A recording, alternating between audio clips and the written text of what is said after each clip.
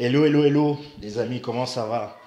Vous allez bien? Vous passez un bon moment? Vous passez une bonne journée? Est-ce que vous avez la pêche? Bah écoutez, moi ça va un peu. Ça fait un moment, je vous ai pas fait une petite vidéo conseil. Petite vidéo conseil. Mais il y a déjà beaucoup de conseils dans les shorts. Dans mes shorts, il y a beaucoup de conseils. Beaucoup, beaucoup, beaucoup, beaucoup. Je vous invite à aller regarder. Et pourquoi j'en fais moins des formats longs? Parce que tout simplement parce que j'en ai plein des vidéos qui donnent des conseils. Et mon but, c'est-à-dire que moi je ne fais pas partie des gens qui ont envie de redire et redire la même chose. C'est-à-dire que vous avez envie de certains conseils business, motivation, etc. Même love, j'en sais rien. Allez déjà dans les playlists. Il y a la playlist 40 principes de l'entrepreneur en Afrique, il y a la playlist développement personnel, conseils, etc. Il y a déjà beaucoup de choses. J'invite souvent les gens qui me disent oui, mais pourquoi tu fais plus assez de vidéos concernant, enfin, qui parlent de conseils, business, etc. Parce que j'en ai déjà plein. Et je demande à la personne, mais est-ce que tu as déjà regardé toutes ces vidéos? Voilà, il y en a des milliers, hein. Voilà, donc allez regarder, regarder, regarder. Mais aujourd'hui, je vais vous faire plaisir avec un petit conseil. Un petit conseil, un petit conseil. Il y a aussi beaucoup de musique. Beaucoup de musique. Il y a l'album Purple 2 qui sort en octobre. Il y a déjà plein de singles qui sont déjà en rotation. Le single Cabron, New Wave, c'est pas bien, mais non, il y a plein, plein, plein de singles. Je vous invite et je remercie déjà ceux qui me suivent sur Spotify, ceux qui, voilà, on a dépassé le mois dernier les milliers d'abonnés mensuels sur Spotify. Écoutez, moi je suis un petit artiste, hein, mais ça fait plaisir d'avoir des gens qui suivent vraiment ce que je fais, etc. Et vous inquiétez pas, il y a encore plein, plein de choses qui arrivent. Plein de projets pour 2026. Il y a plein de projets. Plein de projets. Plein de projets. Bon, ah, abonnez-vous d'abord. Abonnez-vous, commentez, partagez, voilà, etc. Vous savez, lorsque vous avez des interactions sociales, vous ne pouvez pas vivre dans ce monde sans avoir des interactions sociales. Même si vous êtes dans une grotte, même si vous vivez en autarcie, etc., à un moment ou à un autre, vous devrez composer avec les gens. Et composer avec les gens sous-entend pas mal de choses. Sous-entend que vous pouvez avoir des interactions faciles, cordiales, mais vous pouvez également avoir des interactions un peu bizarres. C'est-à-dire que il vous est déjà arrivé d'être dans une conversation avec quelqu'un et vous avez cette mauvaise impression que la personne en question vous prend de haut. Est-ce que ça vous est déjà arrivé? Ça vous est déjà arrivé? Non. Oui, voilà. Donc, c'est la raison pour laquelle je vais vous donner les 7 points qui vous montrent que quelqu'un vous prend de haut ou vous méprise. Le premier point, le premier point, c'est le suivant. C'est quelqu'un, par exemple, qui vous complimente avec une once d'ironie. C'est-à-dire que quelqu'un vous complimente, mais le compliment n'est pas... Vous voyez un peu le genre de compliment, c'est pas à 100%. Il y a un peu de sarcasme derrière. Il y a un peu de... Ah, c'est bien ce que tu as fait, hein? Hein, c'est mieux que la dernière fois. Vous voyez un peu le genre là. C'est-à-dire que quelqu'un vous complimente, mais il doit mettre quelque chose de négatif derrière. Ça, c'est le signe que quelqu'un vous prend de haut. C'est le signe que quelqu'un vous donne l'impression que vous n'êtes pas important. Voilà. Le deuxième point, c'est par exemple quand quelqu'un vous donne rarement son attention. C'est-à-dire que cette personne pense que ah, vous pouvez lui consacrer du temps, mais elle, bon, elle n'a pas le temps. Hein. Elle est trop occupée. C'est quelqu'un, voilà. Bon, lui, c'est comme si. Mais moi, je suis quand même un grand médecin. J'ai pas trop le temps. Hein. Moi, je suis un grand chirurgien. Bon, j'opère souvent. Donc, pour trouver du temps, voilà. La personne, là, ne vous a, la personne, le genre de personne qui nous appelle rarement pour prendre des nouvelles. C'est-à-dire que la personne attend toujours des nouvelles de vous. Mais vous, elle ne prend jamais de nouvelles, la personne ne vous demande jamais comment vous allez, la personne ne s'inquiète jamais de... Voilà, c'est-à-dire c'est quelqu'un qui, d'une certaine manière, vous prend de haut. Le troisième point, c'est une personne qui passe le temps à vous couper la parole. Une personne qui passe le temps à vous couper la parole, c'est quelqu'un qui ne vous estime pas. C'est quelqu'un qui est auto-centré. C'est quelqu'un qui pense d'abord que son avis est beaucoup plus important, ce que la personne a à dire est beaucoup plus important que ce que vous avez à dire. C'est-à-dire que cette personne n'a pas de considération pour vous. Elle n'attend même pas que vous finissiez de parler. Parce qu'il y a des gens qui attendent. Ils sont là, genre, ok, cause toujours. Parle. Après, on balance ça, on n'écoute même pas vos arguments. Et la personne derrière, voilà. Mais il y a des gens qui passent le temps à vous couper la parole.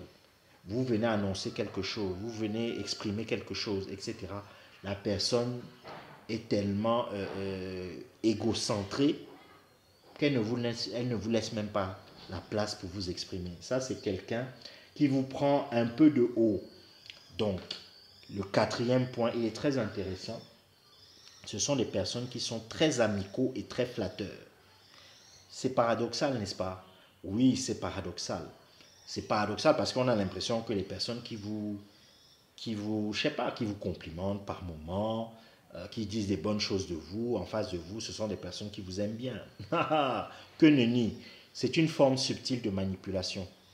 Des gens qui viennent toujours, qui vous disent toujours, qui vous donnent toujours des compliments, qui vous flattent toujours, hein, qui flattent toujours votre ego. Ah oui, mais vraiment, vous êtes le plus beau, hein, vous êtes le plus ceci. Oh, vous êtes un grand DG. Oh, vous êtes vraiment très ceci. La personne passe le temps, c'est souvent suspect. C'est quelqu'un qui essaye subtilement de prendre le contrôle. C'est-à-dire que surtout si vous êtes quelqu'un qui adore qu'on flatte votre ego, si vous êtes quelqu'un de très vaniteux, vous allez vraiment vous faire avoir parce qu'en réalité, cette personne vous méprise. Et cette personne sait que les flatteries qu'elle vous donne, ce sont des choses qui vous font du bien. Donc, d'une certaine manière, vous aurez tendance à redemander cela. Si vous êtes quelqu'un de très vaniteux, hein, si vous êtes quelqu'un de très vaniteux, donc faites attention à ça. C'est le type de personne qui ne vous estime pas. C'est le type de personne qui ne vous estime pas. La cinquième type de personne qui vous prend de haut, ce sont des gens qui ne demandent jamais votre avis, surtout si ce sont des proches. C'est-à-dire ce sont des personnes qui font toujours les choses dans le dos. Vous êtes censé être proche, vous êtes censé partager les choses, vous êtes censé peut-être vous donner des conseils, vous aider, vous assister, etc. Mais vous entendez toujours que votre personne est allée faire quelque chose par derrière, que votre personne a toujours pris un certain nombre de décisions. Elle est allée... Chacun a le droit de vivre sa vie, hein. Vous n'êtes pas obligé de tout dire. Mais quand quelqu'un, de manière répétée, a l'habitude de faire ces petites choses sournoisement, vous savez que la personne, en général, pense qu'elle est quand même un peu supérieure à vous. Elle n'a pas besoin de vous. Elle n'a pas besoin de... Alors que quand vous êtes, par exemple, des amis, ou vous êtes de la famille, par moment, le fait d'avoir de l'amitié, d'avoir de la famille, etc., c'est un moyen d'être un peu vulnérable. Et quand on se met justement dans cette vulnérabilité, c'est une forme de confiance. C'est une forme de confiance. Voilà. Et si une personne passe le temps à faire les choses derrière de manière sournoise, ça veut dire que la personne ne vous fait absolument... Ce n'est même plus une histoire de confiance. C'est-à-dire qu'elle estime que elle n'a pas besoin de vous. Elle n'a besoin de personne. OK? Donc faites attention à ce type de personnes. Ensuite, le sixième point, ce sont les personnes qui passent le temps, ça c'est le plus évident, à critiquer ou à minimiser vos actions, vos actes. Il y a vous avez l'habitude de réaliser des choses, de faire des bonnes choses, de faire des choses positives, voilà. Mais il y a toujours quelqu'un qui a quelque chose à redire. C'est-à-dire que la personne ne peut jamais dire quelque chose de positif. La personne aura toujours une critique à mettre. Et souvent, ce n'est pas des critiques constructives. Et même si ce sont des critiques constructives, la personne ne sait pas encourager. La personne ne sait pas vous dire, ah, c'est bien. Ah, j'aime bien ce que tu as fait. Oh, non. Il y a une forme de jalousie, il y a une forme d'envie. Mais il y a aussi un sentiment de supériorité devant ce type de personne. Donc faites attention, les gens qui critiquent toujours, les gens négatifs, les gens autour de vous, ce sont des gens qui sont très, très, très dangereux.